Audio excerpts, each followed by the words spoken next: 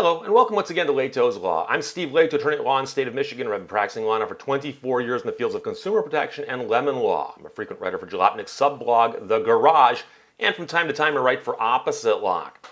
As part of my job, I talk to people all day long who've bought cars, and often they've been ripped off, either because they bought a defective car or the car dealership didn't give them something they were promised. So today we're going to talk about fake stuff dealers sell to rip you off. Fake stuff dealers sell to rip you off. Let that sink in for a moment. And I know many of you are guessing rust proofing and fabric protection. Well, we'll talk about that. That is, of course, fake stuff they sell you to rip you off. But there are bigger and more nefarious things that they can sell you and rip you off with.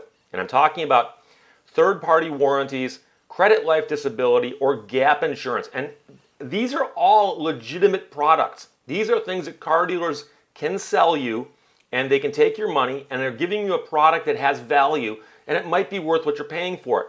But I've encountered over and over again people who told me that they bought these things and later on discovered that they actually hadn't gotten anything for their money. Literally nothing. They'd been ripped off buying third-party warranties, credit life disability, or gap insurance. And the reason I often can spot this almost immediately is someone calls my office, they say, Steve, I got a problem. I bought a car. I had a problem with the car. I then went to use my third-party warranty or my credit life disability or my gap insurance, and the dealership says they don't know what I'm talking about, or the company that I was told was giving me this stuff doesn't know who I am, and I want to know what's going on. And so it's bizarre how this can happen, but it happens all the time. So let's talk about these three different things: third-party warranties, credit life disability, or gap insurance, okay? You go into a car dealership and you're buying a used car. Car does not have a manufacturer's warranty on it, so they say, hey, would you like to buy a third-party warranty? They actually don't call it that. They usually say it's going to be an extended service contract, or they'll say it's a warranty. But if it's with somebody other than the manufacturer of the car, it's a third-party warranty. So you buy a late model Ford, and they say, well, instead of buying the Ford extended service contract, which is what you actually ought to buy, they say, we're going to sell you a less expensive warranty. You'll make, it'll be a better deal for you. It'll cost you less money from Bob's Warranty Shack of Austin, Texas. And no offense if there really is a Bob's Warranty Shack. That's the one I always make up. But you buy this third-party warranty that's somebody you've never heard of before, and you pay the money. And I've had people tell me, they say, Steve, I can prove I bought this. It's on my purchase agreement. Okay, there's one line. There's a whole stack of numbers on the purchase agreement, and there's one line that says, Bob's Warranty Shack Extended Service Contract, $700. Okay? The next question I always ask is the one that causes the problems. I ask the client, I say, okay, where's a copy of the warranty? And I have clients, and I can hear the blank look in their eyes over the phone because they say, I didn't get a copy of anything. And I say, well, wait, why didn't you get a copy of your warranty? And they say, well, I don't know, it didn't occur to me. I paid the money, the guy told me I had a warranty. So the dealership takes your money for a car and for a warranty, and all they give you is the car. And they tell you you've got a warranty, but you've got nothing to show for it except a single line on a purchase agreement. Now, don't get me wrong. You can go into court and say, Your Honor, I've got this proof that I paid money for something. But you now have a problem. What did you buy? Because all that's identified is, third-party warranty. It doesn't give the terms of the warranty, the length of the warranty, what it covers, what it doesn't cover. And you don't even know if that company exists. So if you go into a dealership and you're talking to them about buying a used car, and they say, do you want to buy a third-party warranty? And you say, I'll consider it. What are you talking about? When they pull out some documents to show you what they're talking about, ask for copies of the documents. And then when you pay for the warranty, say, I want a copy of my warranty. If they tell you, oh, you're going to get it in the mail, you've got to be careful about that. But ask them, who am I getting it in the mail from? Give me the name, address, and phone number of who I'm getting it from. If they won't give you that, it's because there is no company. There are dealerships I've dealt with who sell fake warranties, okay? And here's how it works. And by the way, if you're an unscrupulous car dealer, take notes. You can make money doing this all day long because not all people who listen to my podcast learn from this stuff. Here's what they do. They take money from people for third-party warranties, and they say, by the way, we are one of the authorized repair facilities under this warranty. Bring it to us, and we'll cover it under the warranty and just submit the billing and take care of it for you. And there are third-party companies out there that actually tell dealerships, you can sell our warranties. Here is the application form. Fill out the application form, take the money from the customer, and then pass the application form to us along with the money. I've encountered dealerships before that simply take the application and throw it in a drawer and they keep all the money. And then when you come back to file a claim under your warranty, they then very quickly process your paperwork and send it to the warranty company. And they tell the warranty company, oh, we forgot to send this in a month or two ago, okay? And I've had it happen, though, where my client didn't go back to that dealership, but went to a different dealership or went to a different repair facility and said, hey, I've got a, XYZ warranty, and it supposedly is good anywhere. Can you work on my car? And so they call the warranty company, who's got no record of that customer because the original dealer never submitted their paperwork. Customer then calls the dealership and says, hey, look, I brought my car for service, and the dealership won't touch it because the warranty company doesn't know who I am. And the dealership says, oh my gosh, we forgot to send in your paperwork. And one dealership that I was aware of got caught doing this hundreds of times. They pocketed the money in hundreds of warranties, never sent the paperwork into the warranty company. So they were taking money from customers. The customers were getting nothing for it. And when the dealership got caught, some of these people did get their warranties honored, but most of them didn't, because the warranty companies say, look, this is a scam. We're being scammed just as much as the customer is, okay? We didn't get anything out of this. Why should we fix somebody's car? So a third-party warranty is something where some dealerships have figured out how to rip people off. So if you get yourself in a situation, you're buying this warranty and you're paying money for it, ask for proof that the warranty exists. You want a copy of the warranty itself, a warranty card, a warranty contract. The legitimate companies have got contracts and paperwork you can walk out of the dealership with that day, because they know that they have to do something to not look like the shady people who are doing what I just told you about.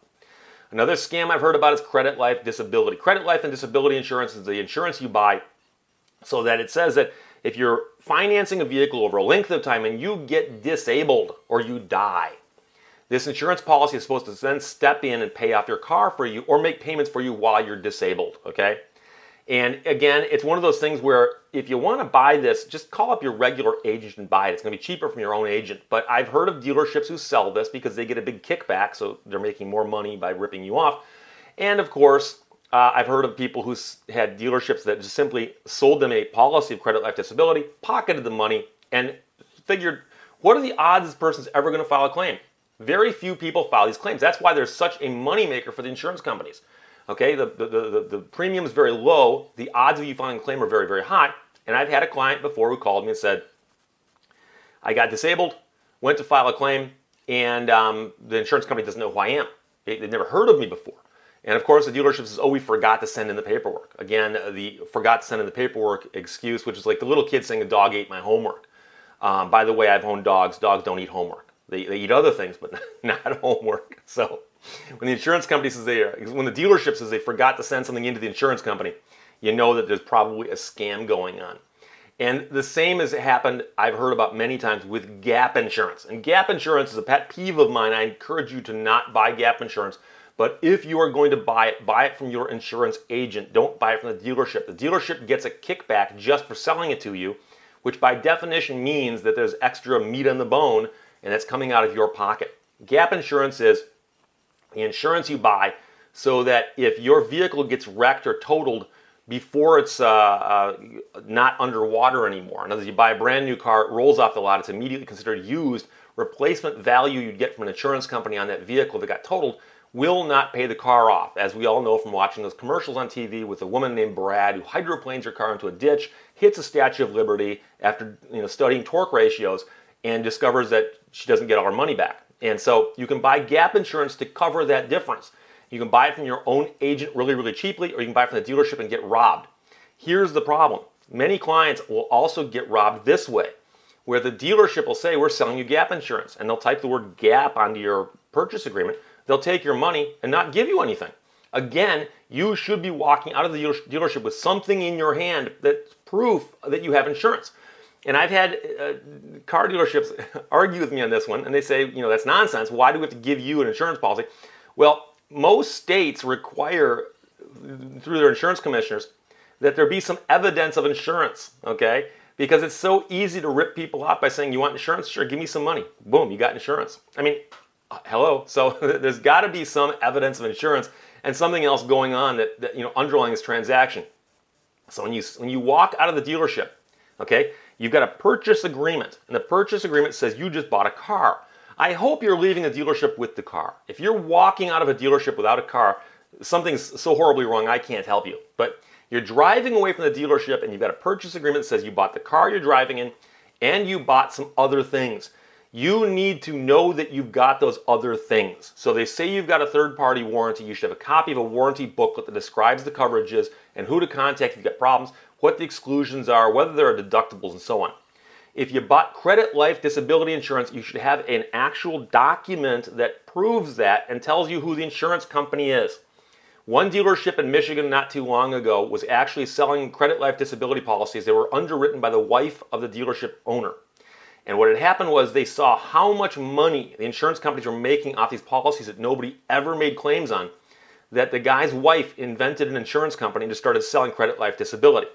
Not sure how legal that was. I know it was in the news, so there were probably some questions raised by somebody. But again, you should walk out of there with a policy that says, here's what your credit life disability policy is, here's who it covers, here's the events that it covers, and here's what you do with it if you should be, someone needs to file a claim under this policy. And then finally, if you get gap coverage, likewise, you should be getting a document of some sort or a pamphlet of some sort or a booklet of some sort that says, yes, here's the gap coverage, here's who will provide it, here's how you make a claim, okay? But if you drive out of the dealership and all you've got is the car and the purchase agreement that says you bought these things, you're leaving without enough stuff, okay? You should have all the stuff you bought with you when you leave the dealership. Too many people think that warranties and credit life disability and gap insurance, that these things are too ethereal. They don't really exist. They're just, figments of our imagination, and therefore I don't need to actually have something in my hands when I walk out of the dealership. You need something. You need proof those things exist, and the proof is often just the instructions on how to use it. Booklets, contact information, names of companies, and so on. I've actually met people before who had a purchase agreement that said, here's what you bought from us, and here's the problem, that the document doesn't say who the policy is with or who to contact. And I say, well, who's the policy with? I don't know, it's not on here. I say, well, why'd you leave the dealership without that? They said, I don't know, guy said I bought the policy. Why would I doubt him? Because he's selling you a used car? Call me crazy. And then, of course, I've got to mention there's things like rust proofing and fabric protection, which they'll try to sell you. I hope you know better than to buy this stuff on a new or used car. This stuff is almost always about as fake as you can get without being completely imaginary. So when they rust proof your car, they spray some stuff on it that won't do anything. They charge you hundreds of dollars. It's a waste of money. Fabric protection, they spray some stuff on your car, Scotch Guard on your seats. You can buy it yourself at the auto parts store for $2, spray it in your own seats for $2, and it'll do the exact same thing. There are hundreds of dollars of protection will cover for you, and it won't do anything for you, by the way. You don't need Scotch Guard in your seats. You don't need to rust proof a modern car, okay? They do things to the cars at the factories as much as they can to prevent them from rusting, okay? I understand some cars are always going to rust, but the rust proofing that the dealership's trying to sell you on a new or used car is worthless. You're throwing money out the window. So it is fake stuff in that sense. But again, I've had people tell me, they say, I bought a car, paid for rust proofing, I looked at it, it looks exactly the same like every other car on the lot. And I say, well, unless you went back there and watched them and stood there while they rust proofed your car, you have no way of proving it one way or the other. And they probably didn't do anything to your car. They just took your money. It's a scam. Total scam. Rust proofing and fabric protection. Total absolute scam. And I have to tell you this one story. Back in the old days, there's a thing called LoJack. I don't even know if LoJack still exists because of things like, OnStar and so on. But back in the old days, I'm talking about early 90s, you could buy a product called LoJack. And LoJack was this device they'd stick in your car someplace. And if your car got stolen, you could call LoJack and say, my car's been stolen. Can you help the police find the car? And the LoJack company would then flip a switch, and it would turn on, in essence, a beacon inside your car that would send a signal that law enforcement and LoJack could track. And they could locate your car for you, okay? And once they found your car, it was probably stripped someplace, but they find your car and they recover it, and that helps with, the insurance process. And I've had clients back in the day who told me that they went and they bought a LoJack at a dealership, and they paid for it, and they're walking out of the dealership, and there's a line on the thing that says LoJack, I don't know, $500-600 or whatever it was. And they asked the salesman and said, by the way, I'm just curious, where is the LoJack? And salespeople go, we're not allowed to tell you. And I've had clients say, well, wait, it's my car.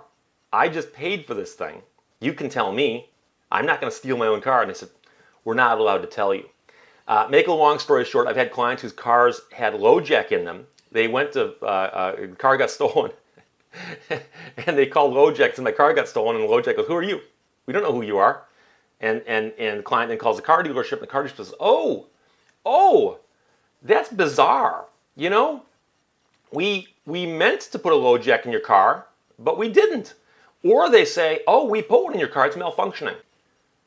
I've never yet met anybody who installed LoJack devices in cars or worked at a dealership that sold them, but I'm sure that with the reach of Jalopnik, I'm going to hear from somebody who can tell me where they installed these things and whether or not they told customers where they were, because let's face it, a car is only so large and there's only so many places you can hide something on it. And the idea that we can hide something on your car, but we're not going to tell you where it is and you're not going to be able to find it, seems a little odd to me. It also seems odd to me considering if I pay for something, I've got a right to know that it's there, where it is, what it's doing, and whether or not it's there in the first place. Because that really, of course, is the problem, okay? Again, LoJack would have been one of those things that so few people ever used. They probably installed thousands of those things for each one that got turned on. So they could theoretically not give them to anybody and just say, "Oh yeah, you've got a LoJack, we just can't tell you where it is." And then when 1 out of 1,000 people files a claim, they pull the old, "Oh, sorry, we are having a malfunction problem. We can't get yours to turn on for some weird reason." And again, since you never find your car and it'll never get recovered, there's no way for you to prove otherwise. So I was always a little worried about the LoJacks. Again, I have heard good stories about people who bought a LoJack and it worked and they got their car back for whatever reason. That they, that it was either recovered and restored or it was recovered and the claim was paid. But I'm not saying that all LoJacks were fake, but I was very, very curious about that one. My client bought a vehicle from a very shady dealer who said specifically, yes, we installed a LoJack, but we can't tell you where it is, even though you own it and it's in your car. We just can't tell you where it is. So again, these are the things, the fake stuff dealers sell to rip you off. So third-party warranties, credit life disability insurance, or gap insurance.